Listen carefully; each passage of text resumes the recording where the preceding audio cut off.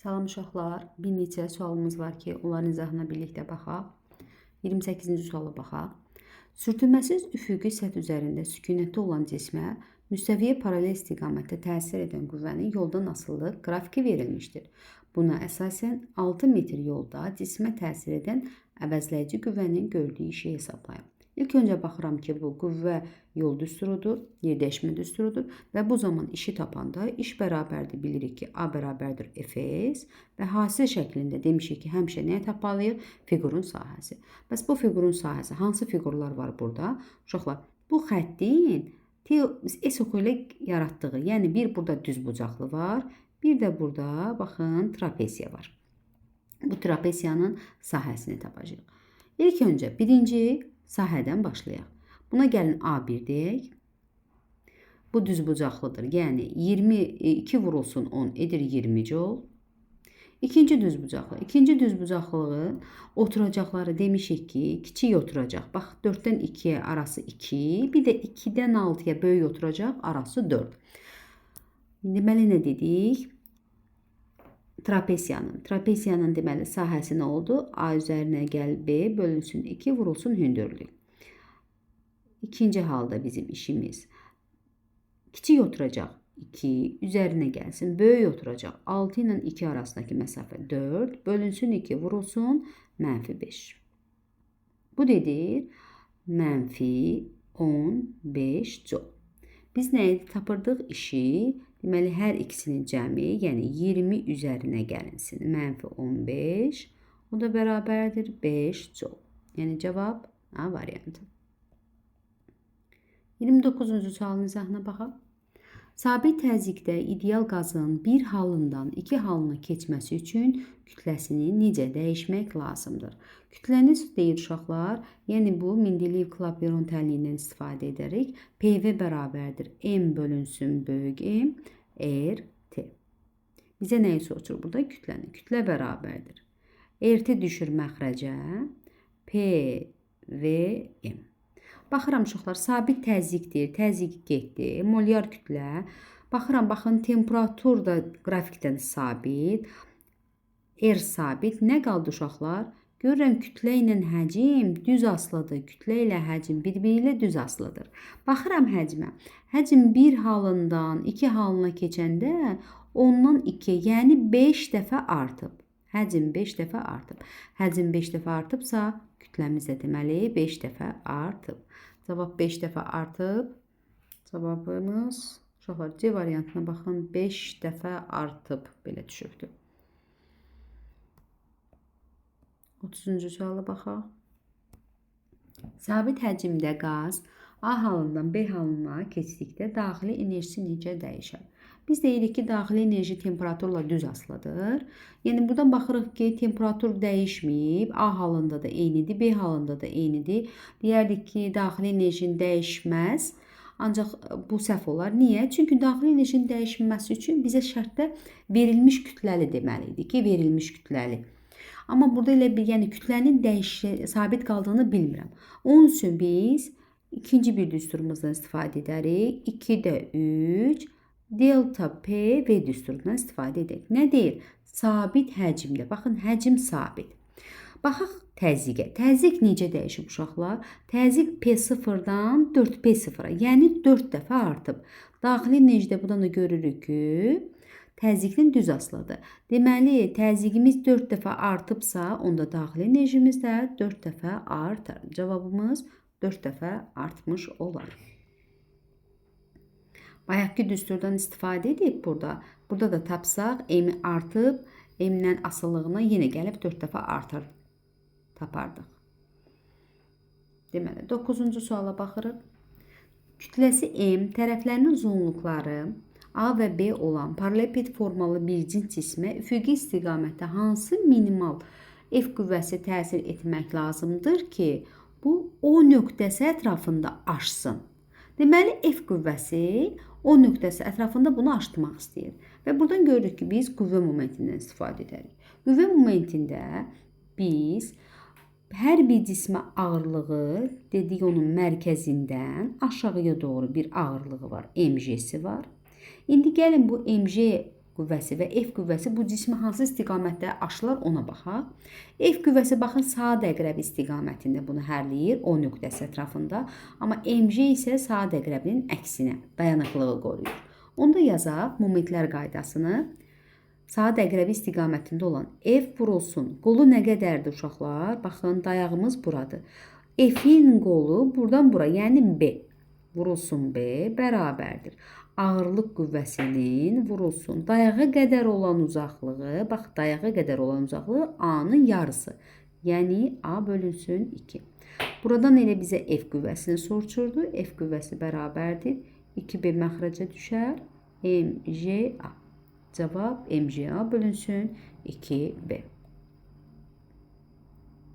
Sualınıza baxaq. X oxu üzrə hərəkət edən A və B maddi nöqtələrinin koordinatının zamandan asılı qrafiki verilmişdir. 8-ci saniyənin sonunda bu maddi nöqtələr arasındakı məsafəni hesablayın. Uşaqlar, diqqətli baxaq nəyə? X-in T-dən asılılıq qrafikidir və düz qrafikdir. Düz qrafik olanda biz demişik ki, bu X T-dən düz asılıdırsa, bu cisim bərabər sürətlidir. Baxın, ilk öncə hər ikisi bərabər sürətli olduğunu bildik. Və bu hər ikisinin, baxaq A cismi və B cismi hansı X oxu istiqamətində gedir? Hansı X oxunun əksinə? Hər iki qrafiki bax 0 oxuna gətirək, 0-a gətirək. A gətirsək, A alınırmı belə uşaqlar? Yəni görürük ki, X-lə eyni. Deməli, A X oxu üzrə hərəkətdir. A X oxu üzrə gedir. B-yə baxdıqda isə B-ni buradan başlayır uşaqlar 0-a gətiririk. Eyni ilə çəkirik. Baxırıq X oxu qaldı yuxarıda, bu isə ağzı aşağıdır. Yəni X oxunun əksinə. Deməli, A-mız X oxu üzrə, B o əksinə. Hər ikisinin sürətini tapaq. Sürət nə idi? Son koordinat çıxılsın, başlanğıc koordinat bölünsün zamanla sürəti tapaq. Son koordinatımız A üçün yazıram. Baxın, A-nın 5-ci saniyədə son koordinatı -20. Çıxılsın. Başlanğıcı haradan başlayıb A? -30-da. Bölünsün keçən zaman 5. Bu dedir 10 bölünsün 5, yəni 2 metr bölünsün saniyə. Deməli, A-mızın sürəti 2 metr bölünsün saniyədir uşaqlar. B-miz də uşaqlar 2 metr bölünsün saniyədir hesablasaz. Lakin B-miz -2 olacaq. Niyə? Çünki dedik axı X oxunun əksinə hərəkət edir bu cisim. İndi gəlin özümüzdən bir ədəd oxu çəkək. Baxaq, buranı təmizləyin bir dəqiqə. Baxın, bir dənə X oxu çəkdik. Və bu X oxunda A cismi harada dayanıb uşaqlar? İlk öncə -30-da. Bax, gəlin buranı deyək, -30-da dayanıb. B cismi harada dayanıb? Bu A cismi olsun. B cismi ilk öncə harada dayanıb? -10-da. Gəlin, bax, buranı da deyək, -10. Onda dayanıb. Burada olsun 0-mız. -10-da da B nöqtəsi, B cismi dayanıb. Bizə nə deyir? 8-ci saniyənin sonunda. Gəlin görək uşaqlar, bu 8 saniyə bu cisimlər neçə metr yol gedəcək? S bərabərdir VT-dən. Sürətimizi tapdıq 2 və 8 saniyədir. Deməli, 16 metr yol gedəcək. Lakin biri, yəni A cismi X oxu üzrə gedəcək. B cismi isə əksinə. A cismi X oxu üzrə 16 getsə uşaqlar, yəni -30-un üzərinə 16 gəlsəm, edirmi -14? Deməli, A gəlib çıxacaq -14-də. Hələ biraz da qoy yaxşı. Oy. Bir dənə qoy çəkim düz təzdən. Mənfi neçə gəldi? Gəlsin bura çıxsın. Bax, -14-də. A cismi gəldi ki, həqiqətən də bu X oxu üzrə hərəkət elədi. B cismi isə X oxunun əksinə 16 gedər. Uşaqlar, -10-dadır. X oxunun əksinə -16 getsə, gəlib -26-da dayanarmı? Dayanar. Bax, -10-dadır. X oxunun əksinə gedir. -16. 16 gedir, gəlir -16-ya. Deməli, bu da B nöqtəsi. Bizdən nəyi soruşurdu uşaqlar? Onlar arasındakı məsafə. Gəlin, baxaq görək onlar arasındakı məsafə. Biri -26-da, biri -14-də. Bunlar arasındakı məsafə 12 metrə bərabər olar. -26 ilə -14 metr arasındakı məsafə müsbət 12 metrdir. Yəni, yol zəyirsə arasındakı məsafə mənfidə nəzərə almırıq. Aralardakı sadəcə olaraq məsafəni metrlə. Yəni, 12 metr aralarındakı məsafə var. Gəldik. Baxaq. 26-cı sualda nə deyir? Kartofu dinamometrdən asdıqda dinamometrin göstəricisi 3,3-dür. Uşaqlar, dinamometrin göstəricisi deyil və dinamometr havadadır. Baxın, yəni sərbəst halda, havada. Havada bunun çəkisi 3,3 newtondur. Lakin bunun suyun içərisinə daxil olduqda, yəni mayeədəki çəkisi bunun 0,3-dür. Mayeədə hər bir cismə nə təsir edir? Arximet təsir edir. Biz də düsturumuzda nə demişdik? Cismin mayeədəki çəkisi havadakı çəkisindən arximet qədər azdır. Bizə mayeədəki çəkisini verib 0,3 bərabərdir.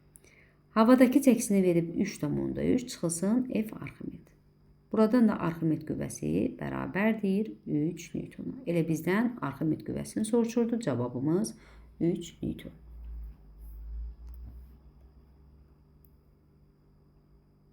On 16-cı suala baxaq.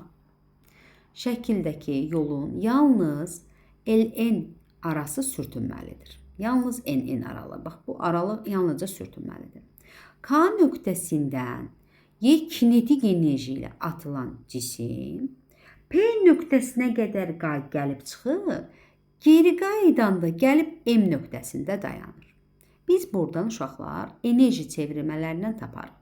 İlk öncə baxın, deməli burada sürtünməlidirsə, deməli bu sürtünmə yolunda görülən iş həmin enerjini azaldır. Gəlin hər iki aralıq eyni məsafədə olduğundan hər iki aralığına A deyək. A qədər iş görsün. İlk halda bunun hansı enerjisi var uşaqlar? İlk halda baxın, müəyyən bir hündürlükdə olduğundan bunun bir potensial enerjisi var. Yəni gəlin deyək MGH var. Üzərinə gəlsin deyil, bir də kinetiki var. Kinetiki var. Bu gəlib, bax belə gedib çıxıb gəlib bu nöqtəyə. Çıxanda gedəndə uşaqlar bu kineti, bu yoldakı sürtünmə bunun işini azaldır. Yəni çıxılsın 2 dənə iş bərabərdir. Yuxarıda gəlib dayanır da uşaqlar, dayanır. Yalnızca bunun potensial enerjisi var. 5 MGH var. 5 MGH var. 5 MGH. İkinci halda nə deyir? Deyir buradan qayıdır, gəlir, yalnızca M-də dayanır. Düzmü deyirəm? Yalnızca M nöqtəsində dayanır. Bəli. Yəni buradakı enerji hansı enerjidir? 5 MGH enerji bərabər olur. Gəlib bir dənə işə, A-ya. İndi bir-birini əvəz eləyək, bizə nə deyir? E neçə MGH-dır? A-nın yerinə, baxın buradakı A-nın yerinə mən 5 MGH qoyuram. Yazaq. İlk bax, bunu yazıram uşaqlar. MGH üzərinə gəlsin G, çıxılsın 2 A'dır da. Bir A'mız 5 MGH-dırsa 2 A'mız 10 MGH. Bərabərdir 5 MGH-a. Uşaqlar, bu edir, baxın, bunlar edirmi? -9. -9 da digər tərəfə keçirək. Y bərabərdir -9 MGH. Üzərinə gəlsin 5 MGH-a. Onda bizə Y-ni nə tapdıq? 14 MGH. Deməli, Y 14 MGH-a bərabərdir. Nə etdik burada uşaqlar? Enerji çevirmələrindən istifadə edirik. İlk öncə, bax burada mənim hansı enerjim var? Həm potensialım, həm kinetim. Müəyyən hündürlükdə olduğuna görə potensialım və müəyyən bir kinetik enerji ilə atılır. Yəni mənim tam enerjim burada həm potensial, həm kinetik. Sonra yolda 2 dənə sürtünmə qüvvəsinin görülən işi çıxdım. Sonda hansı enerjim qaldı? Bir dənə 5 MGH-lıq enerjim.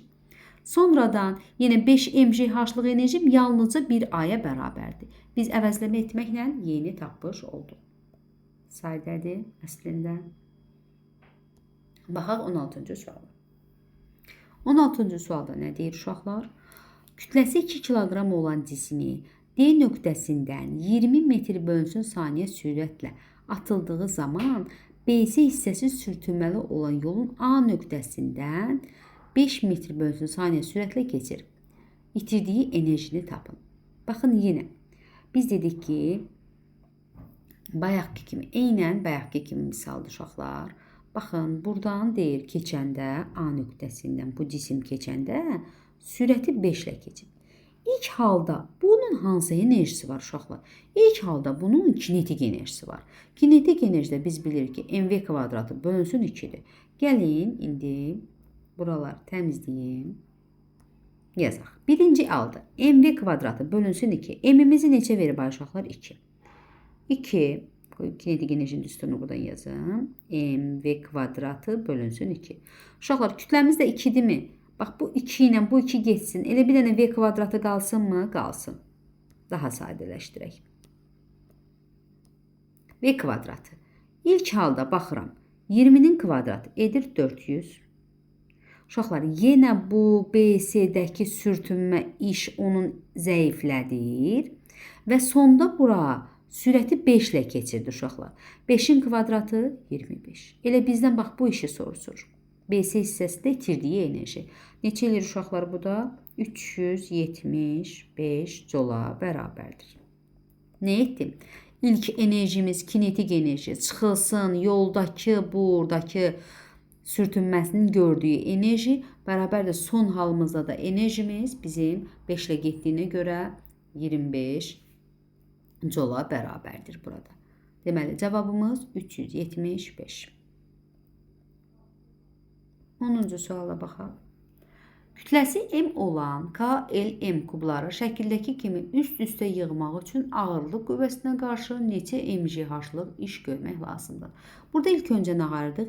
İlk öncə biz hansı enerjimiz var onu tapırıq. Sonra ayrı-ayrılıqda, bax bu 3 cismin ayrı-ayrılıqda enerjilərini tapıb bir-birindən çıxırıq. Yəni ağırlıq qüvvəsinin işi deyil, neçə mgh-lıqdır? İş potensial enerjinin dəyişməsidir. Nə dedik? İş potensial enerjinin dəyişməsi. İlk öncə gəlin görək. Birinci şəkildə bunların potensial enerjisi nəyə bərabərdir? K cismi üçün baxsaq. Uşaqlar, həmişə də deyirik, ağırlığı mərkəzdən götürülür. Mərkəzdən yerə olan hündürlük. Bunun hündürlüyü h-dırsa, onda bunun mərkəzdən olan hündürlüyü h bölünsün 2. Və bütün hamısında h bölünsün 2. Birincini tapsaq uşaqlar, olurmu mgh deyil, mgh bölünsün 2. Və hər üçündə də elədir. Yəni 0,5-dirsə, üçünün ilk halda enerjisi nəyə bərabər olar? 3 dənədir, biri də 0,5-lə. Olur nə? Birinci halda enerjimiz 0,5-i 3-ə vuranda 1,5 mgh.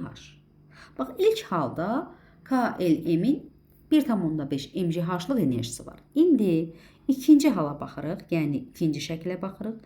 Bir-bir baxaq uşaqlar. Bax, M nöqtəsi üçün götürsək, bunun M-i götürsək, bərabərdir.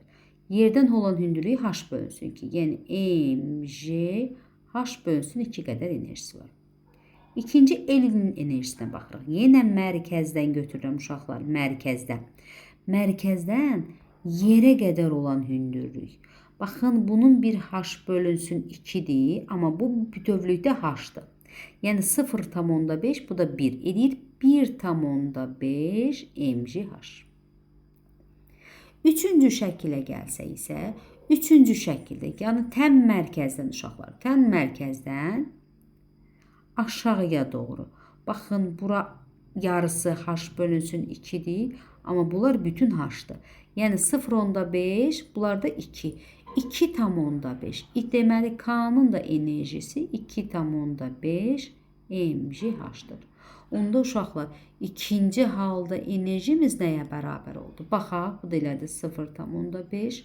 0,5 mgh, 1,5 elədi 2. Burada 2,5, yəni 4,5 mgh. Bizə nə deyir uşaqlar? İşi tapın. İş nə idi? Buranı təmizləyim. İş kinetik enerjinin dəyişməsinə bərabər. Potensial enerjinin dəyişməsi. Potensial enerji 2-dən çıxmalıyam. Potensial enerji 1-i. Yəni 4,5 mgh-dan çıxmalıyam 1,5 mgh. Bu dedi cavab 3 mgh. İş potensial enerjinin dəyişməsinə bərabərdir. Baxıram 6-cı suala. Sükunət vəziyyətində bərabər təcilli hərəkətə başlayan cisim ikinci saniyədə getdiyi yol birinci saniyədə getdiyi yoldan 1 metr çoxdur. Cismin təcilini tapın. Uşaqlar, eninci saniyə deyil də, birinci, ikinci. Eninci saniyə düsturu nə idi? A bölünsün 2, 2n minus 1. Eninci saniyə üçün yol düsturu. Gəlin baxaq. İkinci saniyədə getdiyi yol deyil. Gəlin onda 2 qoyaq ayağına. A bölünsün 2. 2 vurulsun. N'in yerinə 2 qoyuram. Çıxaq 1. O da eləyir. 4. 4-dən 1 çıxanda 3. 3'ü 2'ye böləndə 1,5a. Birinci halda yenə N'in yerinə 1 qoyuram. 2 vurulsun 1 çıxılsın 1 bərabərdir. Bu dedər 2'də 1a, yəni 0,5a. İndi bizə nə deyir? Deyir ki, ikinci saniyədəki getdiyi yol birinci saniyədəki 1 metr çoxdur. Bax, deyir 1,5a birincidən, yəni 0,5a'dan 1 metr çoxdur. Üzərinə 1 gəl. Digər tərəfə keçirsək, elə nə edir? 1a, o da 1 yazmayaq da. A bərabərdir 1 metr bölünsün saniyənin kvadratı. Cavabımız B variantı. Elə eninci saniyə düsturundan istifadə edib həll etmək olur.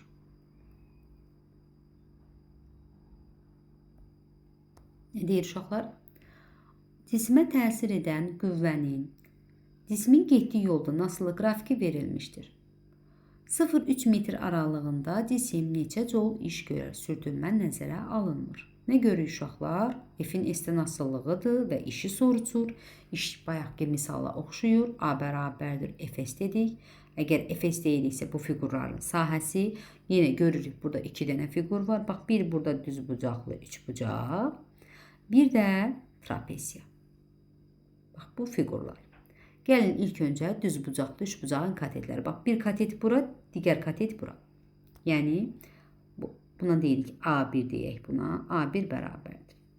Bir katet 1 vurulsun. Digəri -10 bölünsün 2. Bu edir -5. Düz bucaqlı 3 bucaqda katetlərin hasilinin yarısı. İkinci isə baxın, kiçik oturacağımız 1, 3-dən 2'nin arası. Böyük oturacağımız isə uşaqlar 3 ilə 1'in arası, yəni 2. Onda buranın sahəsini yazıram. A2 deyək buna da bərabərdir. Kiçik oturacağımız 1 üzərinə gəlsin. Böyük oturacağımız 2. Bölünsün 2, vurulsun. Hündürlüyümüz nə qədərdir? Buradan bura məsafə, yəni 20. Bu da bərabərdir 30 col. Bizə nə deyir? Ümumi işi soruşur. Ümumi işi tapanda da 30 üzərinə gəlinsin. -5. Bu da edir A bərabərdir 25 cola. Yəni cavabımız A variantı.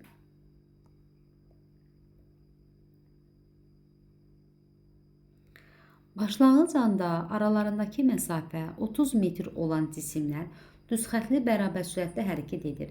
Nə qədər müddət sonra birinci cisim ikinci cisimdən 10 metr irəlidə olar. Bax, uşaqlar, bu 11-ci sinifin sınağına düşmüşdü. Şəkil çəkilməmişdi. Sadəcə olaraq sözlə idi burada. Deməli, belə eləyək uşaqlar. Nə deyir? Qoy, bunlar arasındakı məsafə deyir 30 metrdir. Biraz bunu yuxarı qaldırım, şəkildə saxlayım. Aha.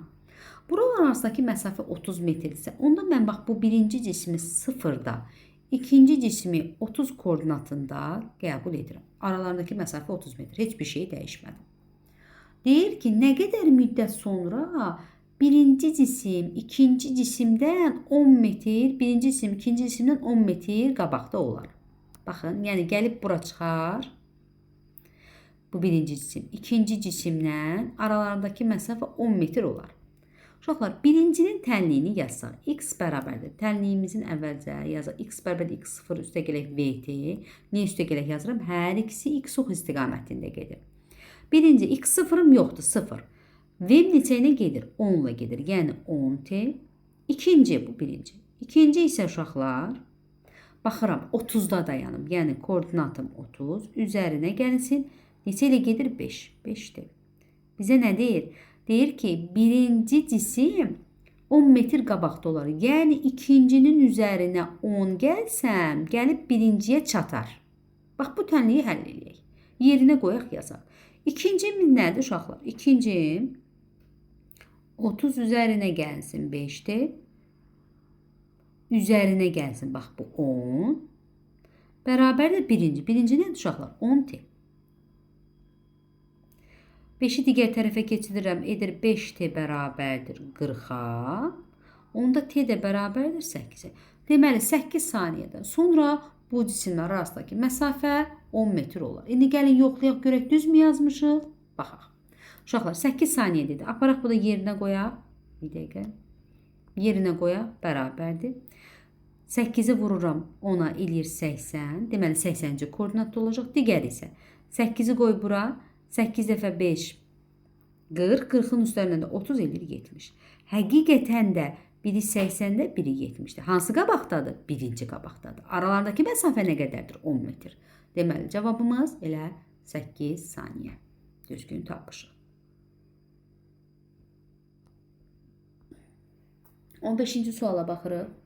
Hündürlüyü 2 metr, uzunluğu 12 metr olan mali müstəvidəki 120 kiloqram kütləli yükü sabit sürətlə müstəvi boyunca yuxarı qaldırmaq üçün yükə hansı F qüvvəsini təsir etmək lazımdır? Diqqətli olaq nəyə? Sabit sürətlədir.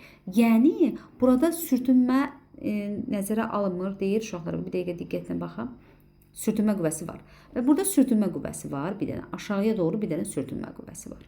Uşaqlar, bizə sabit sürətlə deyirsə nə deməlidir? Yəni, yuxarı gedən qüvvələrlə aşağı gedən qüvvələr bir-birinə bərabər olmalıdır ki, bu nə olmalıdır? Bərabər sürətlə, sabit sürətlə getsin. Sürtünmə qüvvəsi varsa uşaqlar, baxın, buradan aşağıya bir sürtünmə qüvvəsini yazaq. Və sürtünmə qüvvəsini bizə nə verib? Sürtünmə qüvvəsini verib 60 Newton. Uşaqlar, biz də bilirik ki, mali müstəvidə ağırlığın üfüqi toplananı nədir? MGH sinus alfa. Uşaqlar, yəni bu bucağın sinusu. Uşaqlar, bu bucağın sinusu alfası nəyə bərabərdir? Sinus alfa bərabərdir. Qarşıdakı katetin hipotenuza nisbəti. Qarşıdakı katetimiz H, hipotenuzumuz da L. Gəlin görək sinusumuz nəyə bərabərdir? Bir dəqiqə. H-ımızı verib 2, elimizi verib 12. Yəni 6-da 1. Deməli, mənim sinus alfam 6-da 1-dir. MG-mizə baxaq. MG sinus alfa idi da, düzdür? Yazıram. MG sinus alfa. Bərabər. M-imiz neçə? 120. J-miz 10. Sinus alfamız neçə? 6-da 1. Bu dedir nə? 200 Newton. Deməli, aşağıya doğru bir də əlavə 200 Newton var. Bax, bu mg Newton var. Onda aşağı olan qüvvələrə bir dənə səliqəlilik yaradaq burada. Baxın, sürtünmə qüvvəsi 60 Newton oldu. Bir də bunun ağırlığın üfüqi toplananda 200 Newton oldu. Nə dedik bayaq? Aşağı gedən qüvvələrlə yuxarı gedən qüvvələr bərabər olmalıdır. Deməli, onda F qüvvəmiz də buradan 200 və 60, yəni 260 Newton olmalıdır ki, sabit sürətlə hərəkət etsin. Deməli, cavabımız D variantı. Baxaq 3-cü suala. X oxu boyunca düz xətli hərəkət edən cisim. Koordinat zamandan asılı qrafiki şəkildəki kimidir. 8 saniyə müddətinə cismin yola görə orta sürətini tapın. Orta sürət deyir və yola görə orta sürət. Yola görə orta sürət yol ümumi yolun ümumi zamana nisbəti. Ümumi zamanımızı bizə verib 8. Bəs ümumi yolumuz nədir uşaqlar? İlk öncə baxaq. Uşaqlar, mən hardayam? 6-cı koordinatda. Sonra 4 saniyədən sonra gəlib hara çıxmışam? 12-yə. Baxın, buradan bura qədər 6-daydım, 18-ə çıxmışam. Nə qədər yol getmişəm? 12 metr yol getmişəm. İkinciyə baxaq. 18-dəyəm, sonra gəlib çıxmışam mənfi 18-ə. Mən 18-dən mənfi 18-ə qədər nə qədər yol getmişəm? 36 metr yol getmişəm. Ümumilikdə mənim yolum nə qədərdir? 12, 36. Mənim ümumilikdə yolum 48 metr yol getmişəm. Onda mənim orta sürətim 6 metr bölünsün saniyə olar. Uşaqlar, fərqi yoxdur da, bu x ox üzrə gedirdi. Baxın, buradan bura x ox üzrə gedib. Yəni bunu adi biz, baxın, x ox üzrə yaza bilərik. 6-daydı, gəlib çıxıb 18-ə. Sonra 18-dən də qayıdıb mənfi 18-ə. Baxın, budur da eynən. Yəni, ümumilikdə 48 metr yol getmişdir.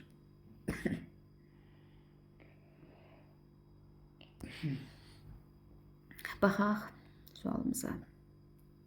Sistemdəki 2 kiloqram və 3 kiloqram kütləli cismi sərbəst buraxılır. İpdə yaranan gərilmə qüvvəsini tapın. Uşaqlar, biz bilirik ki, həmişə ağırlıq var, yerə doğru 20 Newton qüvvə var burada. Və ipdə yaranan gərilməni soruçur. Yəni ipdə yaranan T gərilmə qüvvəsi eyni ip olduğundan burada da T gərilmə qüvvəsi.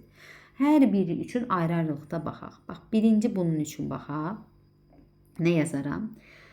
Buradakı cismi yalnızca gərilmə qüvvəsi hərəkət elətdirdiyindən Newtonun ikinci qanunu T bərabərdir MA yazıram. Hə, uşaqlar. Deməli, gərilmə qüvvəsini yazdıq. İkinci haldakı cisim üçün isə, baxın, ikinci halda aşağıya doğru gedir bu cisim. Yəni, aşağıdakı qüvvə 20 Newtonluq mg qüvvəsi gərilmə qüvvəsindən böyük bərabərdir MA. Lakin burada uşaqlar M, burada 3 kiloqramlıq, burada isə 2 kiloqramlıqdır. Onu nəzərə alaq. Yerinə qoyaq yazaq, bərabərdir. Nə? 3A oldu 3A. Digərində isə mg. Mg'miz 20 Newton. Çıxılsın. Gərilmə qüvvəsi bərabərdir MA. Uşaqlar, M aşağıdakı cisim, yəni 2A-ya. Baxın, buradan T-ni gətirib bura yerinə qoysaq, alırıq nə? 20 çıxılsın 3A bərabərdir 2A-ya. Buradan da 5A bərabərdir 20-yə. O zaman A bərabərdir 4. Bizə nəyi soruşurdu? Gərilmə qüvvəsini. Uşaqlar, A-nı aparaq elə burada yerinə qoyaq. T bərabərdir 3A deyil. Olur nə? 3 vurulsun 4. Yəni cavab 12 Newton edər. Cavabımız 12 Newton. 25-ci suala baxaq. Bu da maraqlı sualdır. Deyir ki, sürtünməsiz üfüqi səth üzərində sükunətdə olan cismə müstəviyə paralel 0T zaman aralığında sadəcə F1 qüvvəsi, T3T zaman aralığında F1 qüvvəsi ilə bərabər F2 qüvvəsi təsir edir. Qüvvələrin nisbətini soruşur. Uşaqlar, deməli bir üfüqi səth olsun və bunun üzərində də bir cisimdir. Çəkin. Baxın, bir dənə cisimdir və bir üfüqi səthdədir uşaqlar.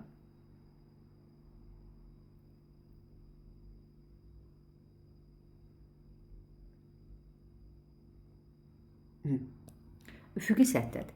Və buna ilk olaraq birinci halda deyil, 0T1 aralığında yalnızca F1 qüvvəsi təsir edir. Və biz bilirik ki, F qüvvəsimiz Newtonun ikinci qanununa görə F bərabərdir MA. Yəni, birinci halda deyək A1, MA1. Uşaqlar, biz qrafikdən istifadə edərək ilk öncə təcili tapaq. Birinci halda, bax bu halda təcili tapanda olur A1 bərabərdir. Təcil nəyə deyilir? Sürət dəyişməsinin zamana nisbəti. Sürətim ilk halda V qədər dəyişib və bir T müddətinə. Gəlin buna sadəlik olaraq buna bir A deyək. İkinci halda 0-3T aralığında sürətim, yəni A2 bərabərdir. Sürətim V-dən, baxın buradan V-dən 2V-yə qalxıb. Yəni V qədər dəyişib, amma keçən zaman 2T-dir. T ilə 3T-nin arası 2T-dir. Uşaqlar, mən V bölünsün T-yə A dedimsə, onda bu nə olur? A bölünsün 2. Aha, sonra nə deyir uşaqlar? Yazdıq. Sonra deyir ki, birinci halda bu. İkinci halda isə, deyir ki, T3T aralığında F2 qüvvəsi təsir edir. Bəs yaxşı, biz nə bilək ki, bu F2 qüvvəsi bu F ilə eyni istiqamətədir, yoxsa əks istiqamətə qoyulub? Bunu hardan bilək uşaqlar? Biz nədən baxa bilərik? Biz ondan baxa bilərik ki, sildim hamısını bütün.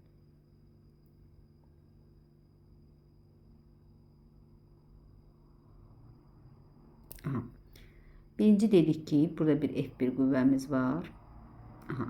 Biz nədən bilərik uşaqlar? Bilirik ki, qüvvə ilə təcil düz asılı. Bir dənə təcilə fikir versək ki, təcil azalıb. Deməli, qüvvəmiz də azalmalıdır. Azalmalı üçün onda nə olmalı? Bununla əks qoyulmalı. Deməli, ikinci qüvvəmiz bununla əks qoyulubdur. Baxın, necə bildik. Təcilimiz azalıb. Əvvəl A idi təcilimiz. Sonra 2A olub. A bölünsün 2 olub. Yəni, təcilimiz 2 dəfə azalıb. Deməli, qüvvə də azalmalıdır. Və bu zaman ikinci halda təcili tapanda yenə M bərabərdir A bölünsün 2. Lakin burada qüvvənin yerinə mən nə yazacağım uşaqlar? qüvvənin yerinə, bir dəqiqə silim. Burada ikinci qüvvənin yerinə nə yazacağım? F1 qüvvəsi çıxılsın F2.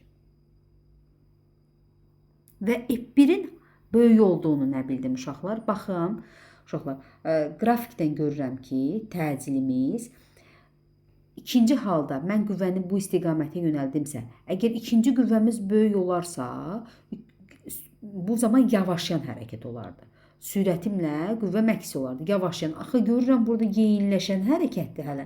Yeyinləşən hərəkətdirsə, deməli birinci qüvvəmiz böyükdür ki, sürətlə eyni istiqamətdədir. Yəni sürətim də bu istiqamətdə, təcillim də bu istiqamətə.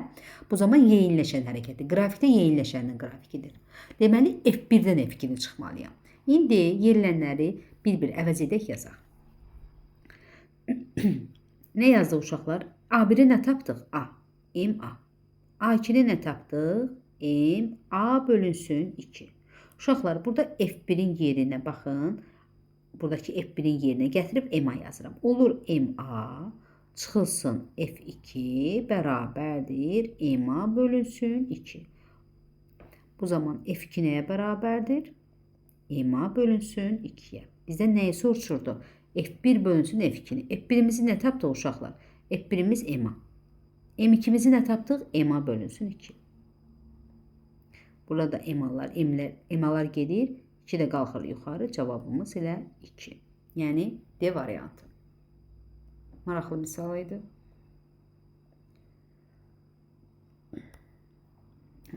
10-cu suala baxaq. Ovçu kamanın ipini 25 sm gərərək 40 qram kütləli oxu üfüqi istiqamətdə dartır. İp tarazlıq vəziyyətinə gələnədək oxa üfüqi istiqamətə təsir edən orta qüvvəsi 50 Newton olarsa, oxun atılma sürətini tapın. Uşaqlar, bax, bayaqki misal kimi atılma sürətini tapın deyir. İş kinetik enerjinin dəyişməsinə bərabərdir. Nə deyirəm? İş kinetik enerjinin dəyişməsinə bərabərdir. Və Y kinetik çıxılsın Y kinetik 1. Yəni son kinetik çıxılsın başlanğıc kinetik. Başlanğıcda bu ipi dartıb saxlamışam. Mənim kinetik enerjimizin düsturu mv kvadratı bölünsün 2-dir. Yəni sürətim 0-dırsa mənim kinetikim də 0-dır. Bu zaman yalnızca qalır A bərabərdir Y kinetik 2-yə. Birinci halda baxaq uşaqlar. Qüvvəmiz nədir? Baxın, buradan bura məsafəmizi verib 25 cm. Gəlin bunu da metrə çevirək edər 0,25. İşimizin yerinə yazaram A bərabərdir Fs. Kinetikimin də yerinə yazaram mv kvadratı bölünsün 2. Yerinə qoyub hər bir şeyini yazaq.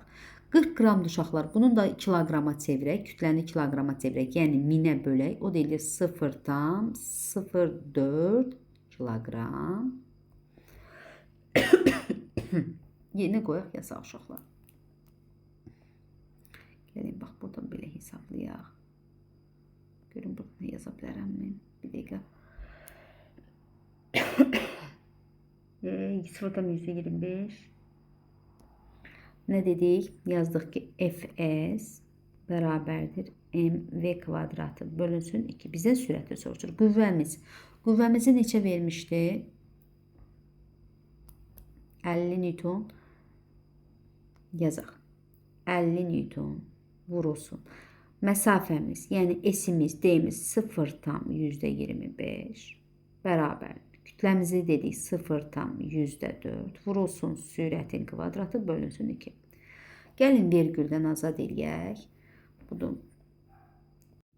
Uşaqlar, bax burada %25. %25 4də 1-dir də.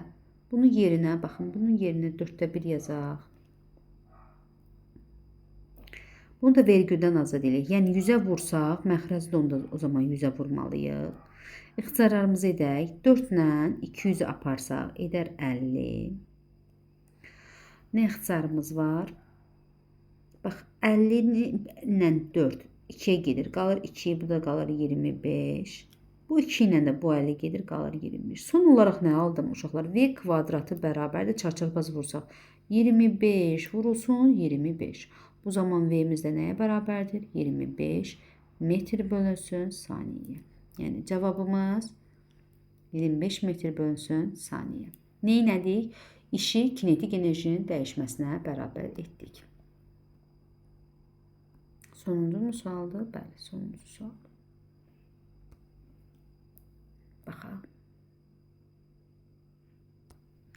Cismə tətbiq olunmuş 10 və 2 Newton qüvvələrin birlikdə bu cismə verə biləcəyi ən böyük təcil A1, ən kiçik təcil isə A2-dir. A1 bölünsün A2-ni tapın. Uşaqlar, təcil nəyə bərabərdir? Təcil qüvvənin kütləyə nisbəti. Kütləmiz dəyişmir, eyni bir cisimdir. Ən böyük təcil deyirsə, deməli qüvvənin də ən böyük olmalıdır. Qüvvə nə zaman ən böyük olar uşaqlar? Əgər qüvvələr bir cismə eyni istiqamətə təsir edərsə. Bu zaman ən böyük deyir A1. A1-i tapanda, yəni A1 bölünsün A2. Qüvvə ilə düz asılı olduğundan F1 bölünsün F2 yaza bilərəm. Birinci halda maksimum ən böyük qüvvə eyni istiqaməti olanda nə edirdik qüvvələri? Toplayırdıq 12. Bəs ən kiçik deyir. O zaman ən kiçik olması üçün isə bunlar bir-birinə əks olmalıdır. 2 Newton və 10 Newton. Yəni cavab 8 Newton. Bunlar da bir-birinə 4-ə bölsək 2-də 3, bu dedər 1,5. Yəni cavabımız A variantı. Bitti mi? Hə. Bitti, bu qədər.